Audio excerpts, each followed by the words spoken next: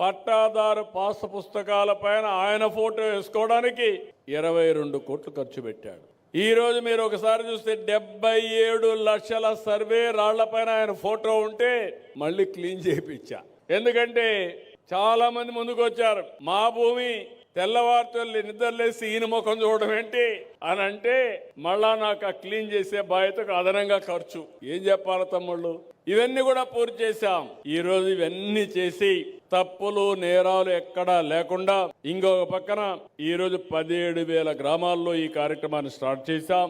ROR, F line, resurvey, assignment ఇవన్నీ కూడా దాదాపు 29 అంశాలపైన ఫిర్యాదులు రాగా వాటన్నిటిని పరిష్కారం చేస్తున్నాం. 22A తప్పుడు రికార్డులో బెదిరించి అవన్నీ చేసినట్టు కూడా నోట్ చేస్తున్నాం. 22A భూముల్ని, ప్రైవేటు భూములను తొలగించడం ద్వారా చాలా మందికి ఆ జాబితాను తొలగిస్తున్నాం. మాజీ సైనికులు, స్వాతంత్ర సమర యోధులు, రాజకీయ బాధితులు, వీరికి నిర్దేశించినటువంటి 8 డాక్యుమెంట్లు ఒక్క డాక్యుమెంట్ ఆధారం ఉన్నా అది తీసుకొని ఆ నిషేధ జాబితా నుంచి తొలగిస్తున్నాం.